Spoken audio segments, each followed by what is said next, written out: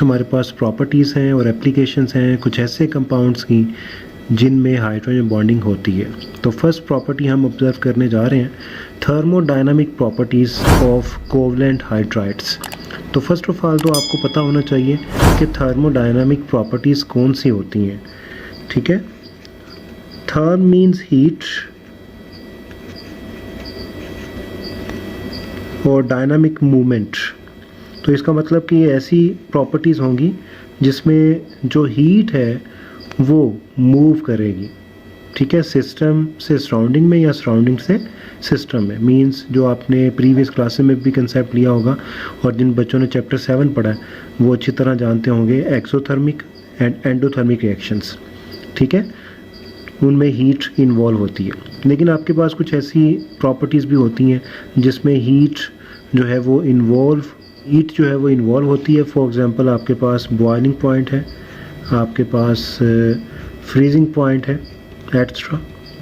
ठीक है, तो यहाँ पे जो हमने प्रॉपर्टी ऑब्जर्व करनी है thermodynamic property, that will be boiling point. लेकिन ये बॉइलिंग पॉइंट किसका होगा? Boiling point of covalent hydrides. अब आपको पता होना चाहिए कि हाइड्राइड्स क्या होते हैं और उसके बाद फिर हम देखेंगे कि कोवलेंट हाइड्राइड्स कौन से हैं। तो फर्स्ट ऑफ ऑल हाइड्राइड्स आपके पास हैं compounds of hydrogen with other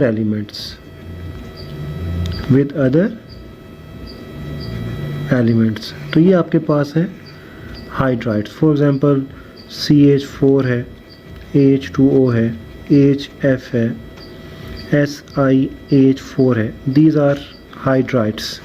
ठीक है, अब कोवलेंट हाइड्राइड्स मीन्स जिनमें केमिकल बॉन्ड हाइड्रोजन का और दूसरे एलिमेंट का कोवलेंट बॉन्ड बना हो।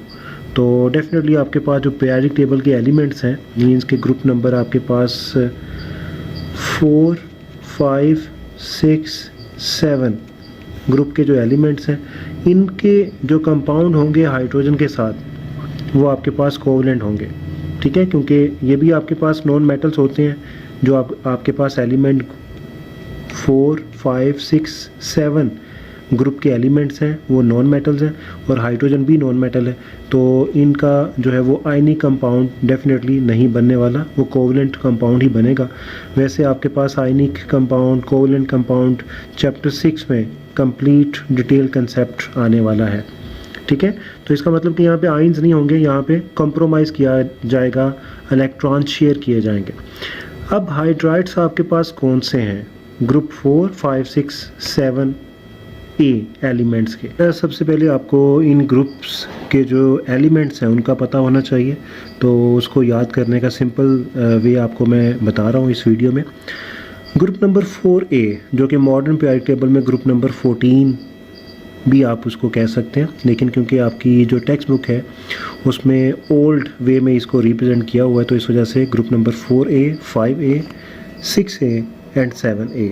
ठीक है, तो ग्रुप नंबर 4A के जो एलिमेंट हैं इनमें आपके पास कार्बन है, सिलिकॉन है, जर्मेनियम है, टिन है। ठीक है, और आपके पास लेड है। तो इसको आपने याद करना है सस्सी गई सोने पंजाब। ठीक है, या सिंध पंजाब भी आप कह सकते हैं, सस्सी गई सिंध पंजाब। तो यहाँ पे SI है सिलिकॉन, GE जर्मेनियम, ये आपके पास टिन है SN टिन, और PB ये आपके पास लेड है। ठीक है, ग्रुप नंबर 5A ये आपके पास है nitrogen, phosphorus, arsenic, antimony and bismuth. तो इसको आपने याद करना है नसरीन पुप्पो आने से सब बीमार। ठीक है, नसरीन पुप्पो आने से सब बीमार। Okay, group number 6A oxygen, sulphur, selenium Se, tellurium Te, polonium PO। ठीक है, तो इसको आपने याद करना है O सस्सी ओ ससी तेरा पुनु, ओ ससी तेरा पुनु, ठीक है। ग्रुप नंबर 7 है, ये आपको आता ही है, fluorine, chlorine, bromine, iodine and astatine, ठीक है।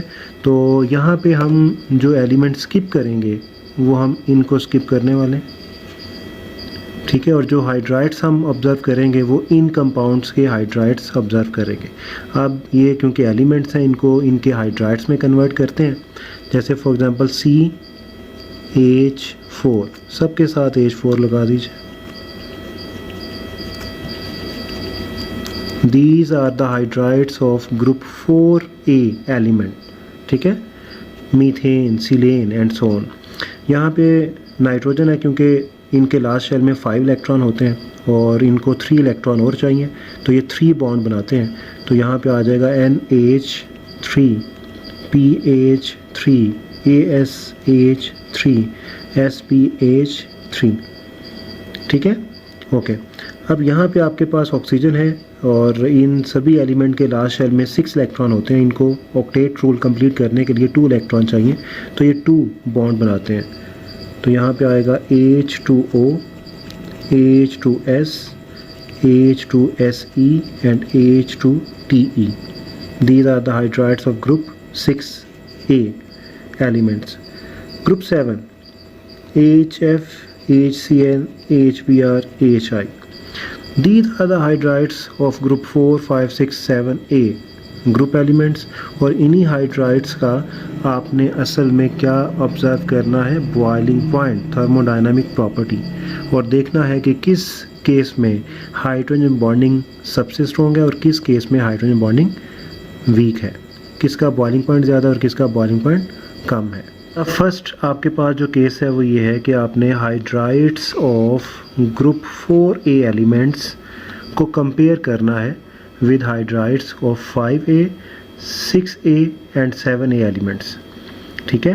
तो ये बात याद रखिए, hydrides of group 4A elements का जो बॉइलिंग पॉइंट होगा, बॉइलिंग पॉइंट वो आपके पास क्या होगा, लो होगा, लेस होगा as compare two hydride of 5, 6, 7A group elements. उसकी वजह क्या है, डेफिनेटली आपके पास जो इलेक्ट्रोनेगेटिविटी है, इलेक्ट्रोनेगेटिविटी आपको ये प्रीवियस क्लासेस में आप कंसेप्ट लेकर आ चुके हैं। इलेक्ट्रोनेगेटिविटी आपके पास जो फैक्टर है ये लेफ़्ट टू राइट इंक्रीज़ होता है, ठीक है, और डाउन द ग्रुप ये डिक्रीज़ होता है। जैसे फॉर एग्जांपल अगर मैं कार्बन की बात करता हूँ तो कार्बन की इलेक्ट्रोनेगेटिविटी वैल्यू है 2.5, नाइट्रोजन की 3 हो जाती है, ऑक्सीजन की 3.5 हो जाती है और फ्लोरीन की 4 है। इसका मतलब क्या होगा कि आपके पास electronegativity of element left to right increase कर रही है।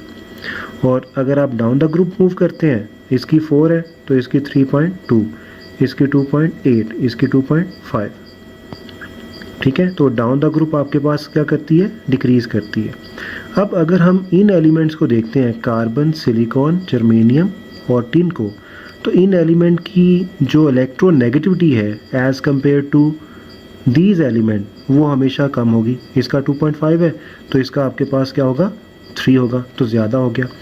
अगर ये ज़्यादा हो रहा है तो डेफिनेटली विद हाइड्रोजन जो इलेक्ट्रोनेगेटिविटी डिफरेंस है वो इस केस में ज़्यादा होगा, इस केस में और ज़्यादा हो जाएगा और इस केस में सबसे ज़्यादा होगा, ठीक है, क्योंकि सबके साथ क्या है, हाइड्रोजन है।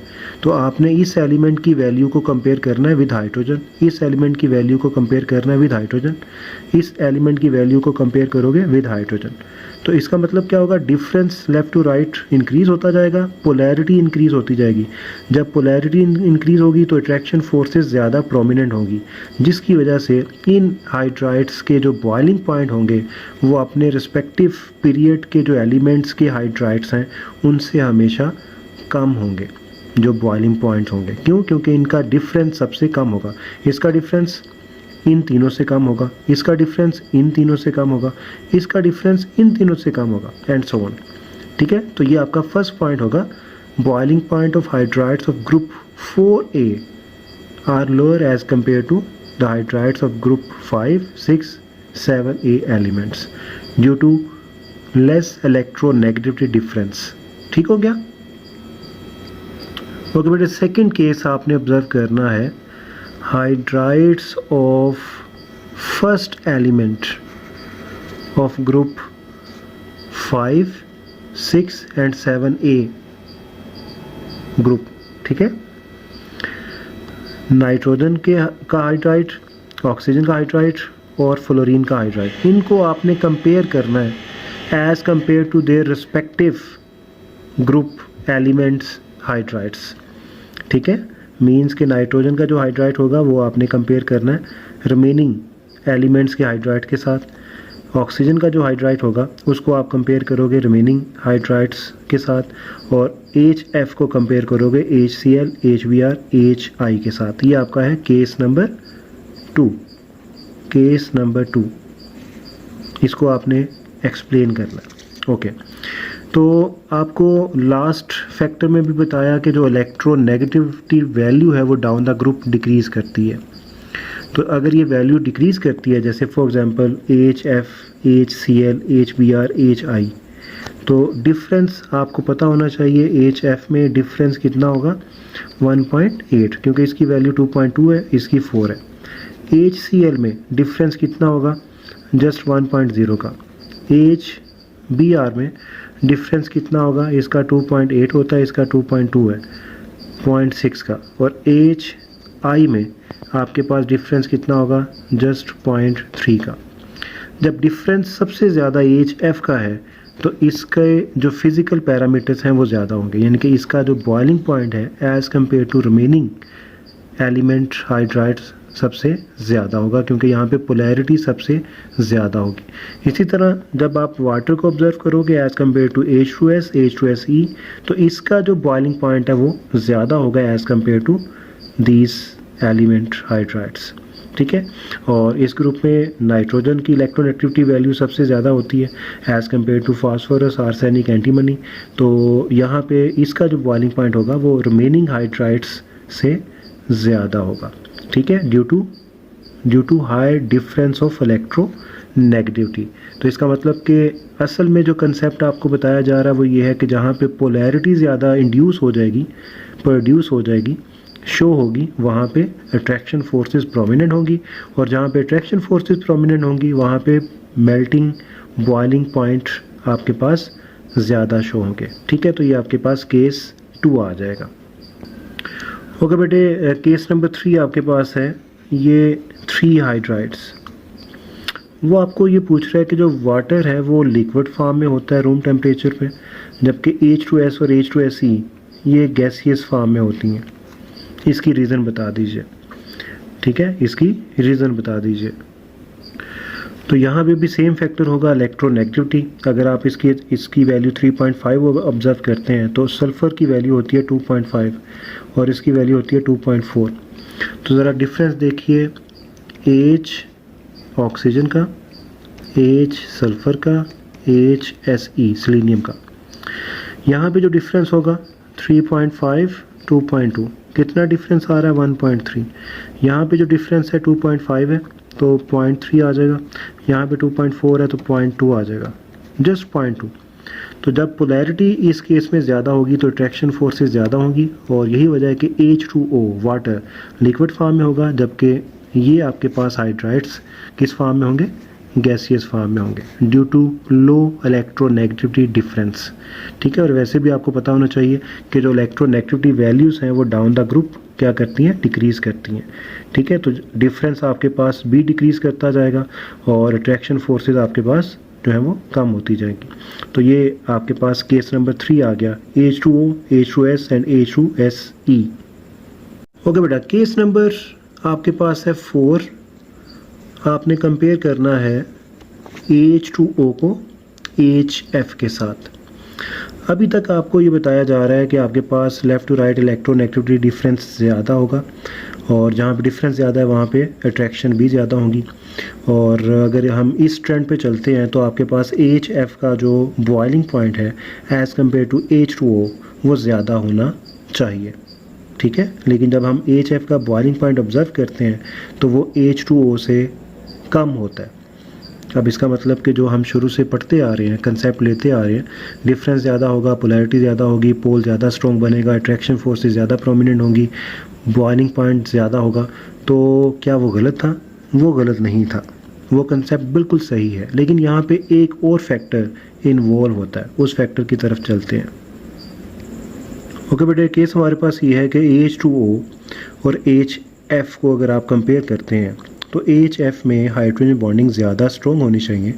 अगर इसमें ज़्यादा स्ट्रॉन्ग होनी चाहिए तो इसका बॉइलिंग पॉइंट भी ज़्यादा होना चाहिए, लेकिन इसका बॉइलिंग पॉइंट हमेशा होगा प्लस 19.9 डिग्री सेल्सियस, जबकि वाटर का बॉइलिंग पॉइंट हमारे पास है 100 डिग्री सेल्सियस। इतना ज़्यादा बॉइलिंग पॉइंट है एज़ कम्पेयर टू HF। इसकी रीज़न क्या है? जबकि इसका ज़्यादा होना चाहिए, ठीक है, क्योंकि डिफरेंस यहाँ पे ज़्यादा है। तो बेटे इसकी रीज़न ये है कि आपके पास जब वाटर का स्ट्रक्चर आप ऑब्ज़र्व करते हैं तो ऑक्सीजन के पास 2 लोन पेयर है, ठीक है, और फ्लोरीन के पास 3 लोन पेयर होते हैं, 1 2 3 लोन पेयर। इसके पास 3 लोन पेयर है, इसके पास 2 लोन पेयर है। जब इसके साथ सेकंड मॉलिक्यूल आएगा जो कि वाटर का ही होगा, जैसे फॉर एग्जांपल आपके पास ये सेकंड मॉलिक्यूल है, ये एक मॉलिक्यूल जो कि ये एक मॉलिक्यूल है वाटर का, ये आपके पास 2 हाइड्रोजन बॉन्ड बना सकता है। जबकि अगर आप HF को ऑब्ज़र्व करते हैं, नो डाउट इसके पास लोन पेयर 3 लोन पेयर है, लेकिन इस एक मॉलिक्यूल के लिए हाइड्रोजन बनाने के लिए जस्ट एक हाइड्रोजन ही अवेल होगा, क्योंकि नेक्स्ट मॉलिक्यूल के पास भी सिर्फ एक हाइड्रोजन है। अब इस केस में अगर वाटर के पास 2 लोन पेयर हैं तो सेकंड मॉलिक्यूल के पास 2 पार्शियल पॉजिटिव हाइड्रोजन भी हैं, ठीक है, बैलेंसिंग है। लेकिन यहाँ पे हमारे पास लोन पेयर तो बहुत ज़्यादा है, लेकिन हाइड्रोजन बॉन्ड बनाने के लिए हाइड्रोजन जस्ट एक ही है। तो यहाँ पे पर मॉलिक्यूल सिर्फ एक ही बॉन्ड बन सकता है, जबकि यहाँ पे पर मॉलिक्यूल 2 हाइड्रोजन बॉन्ड बन सकते हैं, ठीक है। इसका मतलब क्या होगा कि नो डाउट यहाँ पे डिफरेंस ज़्यादा है, लेकिन नंबर ऑफ फोर्सेस कहाँ पे ज़्यादा है? नंबर ऑफ फोर्सेस यहाँ पे ज़्यादा होंगी इन केस ऑफ वाटर। और यही वजह है कि यहाँ पे आपके पास बॉइलिंग पॉइंट 100 डिग्री सेल्सियस होगा, जबकि यहाँ पे जस्ट 19.9 डिग्री सेल्सियस होगा, ठीक है। तो इस तरह आपने जो केस नंबर 4 है उसको कंप्लीट किया। हम इसका लास्ट केस ऑब्ज़र्व करने वाले हैं जो कि हमारे पास है बॉर्डर लाइन केस। क्या है? Border line case. जब भी हम बॉर्डर का वर्ड यूज़ करते हैं तो इसका मतलब क्या होता है? फॉर एग्ज़ाम्पल आपके पास ये एक बॉर्डर लाइन है, यहाँ पे पाकिस्तान है और यहाँ पे इंडिया है, ठीक है। तो डेफिनेटली यहाँ पे जो कल्चर होगा, ट्रेंड होगा, वो डिफरेंट होगा as compare to this reason, ठीक है। इसका मतलब ये होगा कि यहाँ पे भी जो बॉर्डर लाइन हम ड्रा करने वाले हैं वहाँ पे ट्रेंड चेंज हो जाएगा। अगर इंक्रीजिंग ट्रेंड था वो डिक्रीज़ कर जाएगा, अगर वो डिक्रीजिंग ट्रेंड था तो वो इंक्रीज़ कर जाएगा। तो ऐसे केस को हम नाम देते हैं बॉर्डर लाइन केस, कि इस लाइन से ऊपर ट्रेंड कुछ और होगा और इस लाइन के नीचे ट्रेंड कुछ और होगा। तो चलते हैं, ये बॉर्डर लाइन आप कहाँ पे ड्रा करने वाले हैं? देखिए, ये जो आपके पास एलिमेंट्स हैं ना, कार्बन, नाइट्रोजन, ऑक्सीजन, फ्लोरीन, ये पीरियड नंबर 2 के एलिमेंट हैं, पीरियड 2। आपको पता है कि जो आपके पास पीरियडिक टेबल है वो ग्रुप्स और पीरियड में डिवाइड किया हुआ है, ठीक है। आपके पास जो रोज़ हैं उनको हम पीरियड का नाम देते हैं। फर्स्ट पीरियड में जस्ट 2 एलिमेंट हैं, हाइड्रोजन, हीलियम, उसके बाद लिथियम, नियोन, ये आपके पास सेकंड पीरियड है।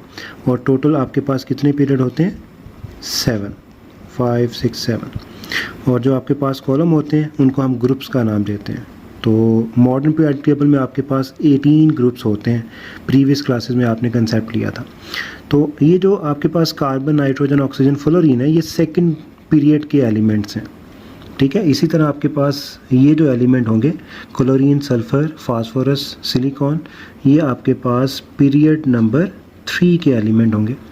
ये आपके पास पीरियड 4 के एलिमेंट हैं और ये आपके पास पीरियड 5 के एलिमेंट है, ठीक है। ओके, पीरियड का आपको पता चल गया कि ये कौन से पीरियड से जो है वो बिलोंग कर रहे हैं।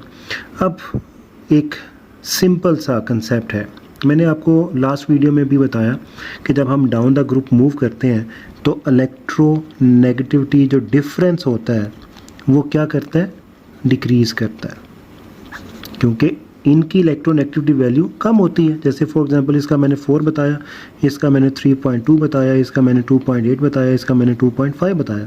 तो डिफरेंस जो आपके पास है वो कम होता जाएगा। जब डिफरेंस कम होगा तो ट्रैक्शन फोर्सेस क्या होंगी, वीक होंगी। ठीक है, अच्छा जी, अगर अट्रैक्शन फोर्सेस वीक होंगी तो बॉइलिंग पॉइंट आपके पास किस ट्रेंड में होना चाहिए, बॉइलिंग पॉइंट सबसे ज़्यादा किसका होना चाहिए, एच का, उससे कम किसका होना चाहिए, HCl का, उससे कम किसका होना चाहिए, HBr का, उससे कम किसका होना चाहिए, HI का। इसका मतलब कि सबसे कम HI का होना चाहिए और सबसे ज़्यादा किसका होना चाहिए, HF का, क्योंकि यहाँ पे डिफरेंस सबसे ज़्यादा है और यहाँ पे डिफरेंस सबसे कम है। ठीक है, लेकिन यहाँ पे होता कुछ यूँ है कि जैसे ही हम थर्ड पीरियड से फोर्थ पीरियड में कदम रखते हैं, HCl से HBr की तरफ आते हैं, H2S से H2SE की तरफ आते हैं, PH3 से ASH3 की तरफ आते हैं, तो हमारा ट्रेंड चेंज हो जाता है। अब जैसे फॉर एग्जांपल इसका बॉइलिंग पॉइंट ज़्यादा होना चाहिए एज़ कम्पेयर टू HBr, लेकिन इसका बॉइलिंग पॉइंट कम होता है एज़ कम्पेयर टू HBr। ठीक है, और HBr से ज़्यादा बॉइलिंग पॉइंट होता है HI का। अब आपके पास जो सिंपल ट्रेंड है वो ये होना चाहिए, HF, HCl, HBr and HI। ये सिंपल ट्रेंड है जो कि आपको सिंपल कंसेप्ट दे रहा है इलेक्ट्रोनेगेटिविटी वैल्यूज़ पे डिपेंड करते हुए। ठीक है, लेकिन असल में ऐसा नहीं होता। आप जैसे ही HF से HCl की तरफ आते हैं तो बॉइलिंग पॉइंट डिक्रीज़ करता है, जो कि एक सिंपल ट्रेंड है। लेकिन जैसे ही आप HCl से आते हो HBr की तरफ और HBr से HI की तरफ, तो यही बॉइलिंग पॉइंट क्या करता है, इंक्रीज़ कर जाता है।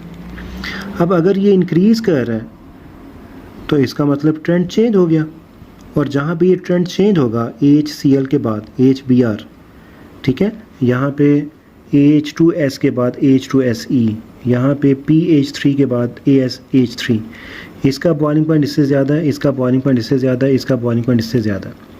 ठीक है, तो हम यहाँ पे बॉर्डर लाइन ड्रा कर लेते हैं और इसको हम कहते हैं बॉर्डर लाइन केस, कि आपके पास यहाँ से यहाँ तक जो था वो बॉइलिंग पॉइंट डिक्रीज़ कर रहा है।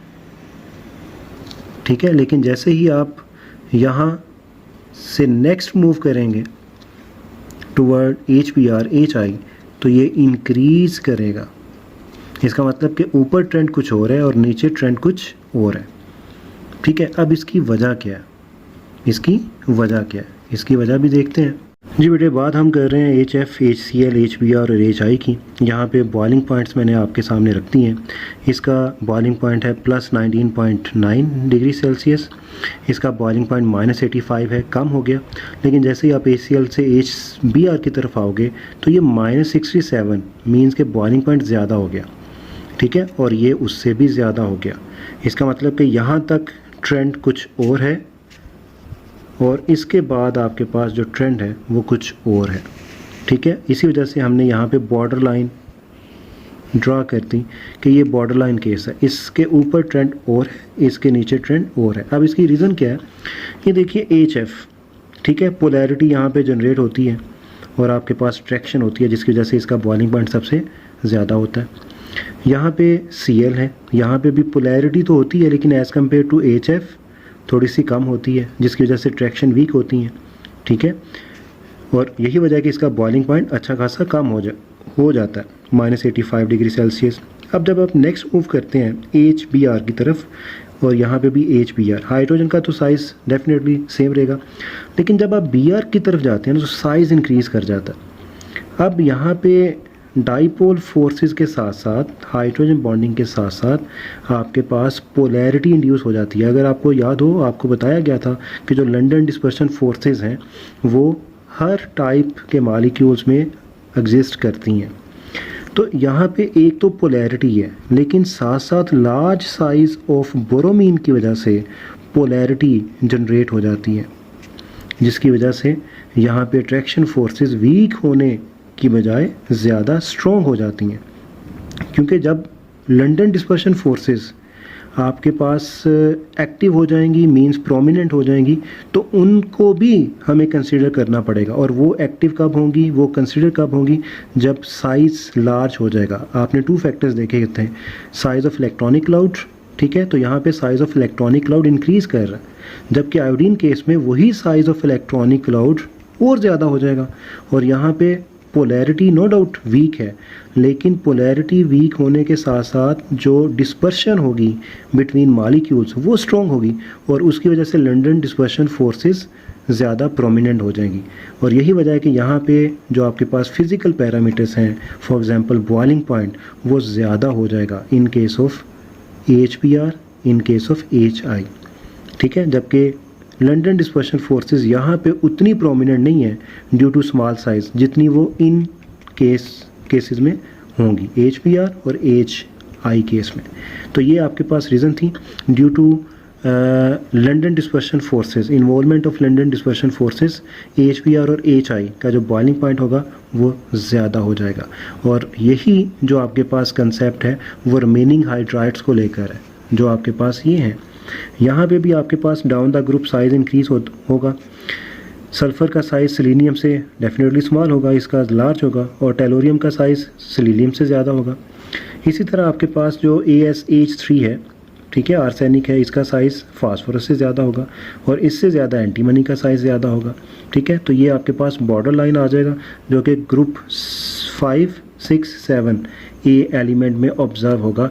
इसमें आपके पास जो सीक्वेंस है वो सिंपल ही होती है, ठीक है। ये आपके पास ये 3 ग्रुप के जो हाइड्राइड्स हैं उनमें बॉर्डर लाइन केस होगा, और यही वजह है HCl का बॉइलिंग पॉइंट लो होगा as compare to HBr, H2S का लो होगा as compare to H2SE, PH3 का लो होगा एज़ कम्पेयर टू ASH3, ठीक है। तो इस तरह आपने लास्ट केस को जस्टिफाई किया। ओके बेटे, नेक्स्ट आपके पास ग्राफिकल एक्सप्लेनेशन है बॉइलिंग पॉइंट्स को लेकर hydrides of group 4, 5, 6 and 7 A group elements के जो हाइड्राइड्स हैं। तो आपके पास जो एक्स एक्सिस है वहाँ पे पीरियड नंबर है, मीन के सेकंड पीरियड में जो एलिमेंट होगा उसका हाइड्राइड, थर्ड पीरियड में जो एलिमेंट होगा उसका हाइड्राइड, एंड सो ऑन, ठीक है। और आपके पास वाई एक्सिस पे बॉइलिंग पॉइंट्स शो हो रहे हैं, जो कि -200 डिग्री से स्टार्ट हो रहा है और इंक्रीज़ करता करता वो 100 तक जाएगा। तो अगर आप सेकंड पीरियड के एलिमेंट देखते हैं तो उसमें कौन कौन सा हाइड्राइड आता है, कार्बन, उसके बाद नाइट्रोजन, उसके बाद ऑक्सीजन, उसके बाद fluorine, mean CH4 NH3 H2O and HF, ठीक है। तो CH4 का जो बॉइलिंग पॉइंट होगा वो ऑलमोस्ट आपके पास होता है -164, तो वो यहाँ पे पॉइंट आ जाएगा CH4, ठीक है। इसके बाद जो आपके पास थर्ड एलिमेंट का हाइड्राइड होगा, थर्ड पीरियड के एलिमेंट का, C के बाद सिलिकॉन SiH4, इसका जो बॉइलिंग पॉइंट आपके पास होता है वो -112 होता है, ऑलमोस्ट यहाँ पे थोड़ा सा वो इंक्रीज़ कर जाएगा, SiH4। देन आपके पास जो नेक्स्ट एलिमेंट है वो आपके पास है जर्मेनियम, यहाँ पे GeH4, और इसके बाद आपके पास जो बॉइलिंग पॉइंट होगा वो फिफ्थ पीरियड के एलिमेंट का होगा, जो कि आपके पास टिन होता है, SnAH4। तो ये ट्रेंड होगा किसके हाइड्राइड्स का, ग्रुप 4A एलिमेंट के हाइड्राइड्स का, ठीक है। Boiling point down the group increase कर रहा है। अब इसके बाद ग्रुप नंबर 5 है जिसमें NH3 है, और इसका जो बॉइलिंग पॉइंट होता है अमोनिया का, ये आपके पास होता है -33.4। तो आप स्टार्ट लोगे यहाँ से, ये आपके पास आ जाएगा NaH3। अब इसके बाद बॉइलिंग पॉइंट कम होगा, ये ठीक है। उसके बाद बॉइलिंग पॉइंट ज़्यादा हो जाएगा, बॉर्डर लाइन केस, और उसके बाद और ज़्यादा हो जाएगा, ठीक है। ये आपके पास NH3 है, इसके बाद आपके पास PH3 होगा, उसके बाद आपके पास ASH3 होगा, और एंड पे आपके पास आ जाएगा SpH3, ठीक है। नेक्स्ट आपके पास है जी ग्रुप 6। तो फर्स्ट एलिमेंट आपके पास है H2O। H2O आपके पास होगा कुछ यूँ, ये वाला H2O, ये पॉइंट 100 पे, ठीक है। उसके बाद आपके पास नेक्स्ट जो होगा वो होगा H2S, बॉइलिंग पॉइंट कम होगा, उसके बाद ज़्यादा होगा और ज़्यादा हो जाएगा, बॉर्डर लाइन केस, ठीक है। तो यहाँ पे आपके पास H2S, H2SE, H2, यहाँ पे आ जाएगा TE, ठीक है जी। अब एक आपके पास ग्रुप रह गया जो कि आपके पास है 7A ग्रुप एलिमेंट। इसकी लाइन आप ड्रा कीजिए। ये आपके पास अमोनिया है, अमोनिया का जो बॉइलिंग पॉइंट है वो होता है 19.9, ठीक है, 19.9। तो सॉरी अमोनिया कह रहा हूँ, HF। तो यहाँ से बॉइलिंग पॉइंट होगा कम, ये इससे ज़्यादा होगा और इसके बाद और ज़्यादा हो जाएगा। तो ये आपके पास आ जाएगा HF, ये आपके पास आ जाएगा HCl, ये आपके पास आ जाएगा HBr और ये HI, ठीक है। तो ये आपके पास एक ट्रेंड है असल में, जिसको हमने ग्राफ की हेल्प से एक्सप्लेन किया है। Boiling points of hydrides of group 4, 5, 6 and 7A elements, ठीक है। यहाँ पे पीरियड नंबर, अब ये सेकंड पीरियड है ना, तो सेकंड पीरियड के कौन से एलिमेंट हैं? Carbon, nitrogen, fluorine and oxygen. Third period के कौन से हैं? Silicon, phosphorus, chlorine, sulphur. Fourth period के जर्मेनियम, आर्सेनिक, उसके बाद ब्रोमीन और उसके बाद सेलेनियम एंड सो ऑन। तो इसको आपने याद नहीं करना, जस्ट आपको जो 5 केस आपको बताए हैं उसको लेकर शॉर्ट क्वेश्चन पूछा जा सकता है, ठीक है। जैसे आपको H2O लिक्विड है as compare to H2S and H2SE, इसका शॉर्ट क्वेश्चन पूछ सकता है। HCl का जो बॉइलिंग पॉइंट है वो लो होगा as compare to HBr, case number 5, ये आपसे पूछ सकता है, ठीक है। फर्स्ट एलिमेंट्स के जो हाइड्राइड्स होते हैं लाइक NH3, H2O, HF, इनके बॉइलिंग पॉइंट्स ज़्यादा होते हैं as compare to their respective hydrides, ये आपसे उसकी रीज़न पूछ सकता है। तो सबकी रीज़न आपके पास क्या होगी? इलेक्ट्रोनेगेटिविटी डिफरेंस, ठीक है।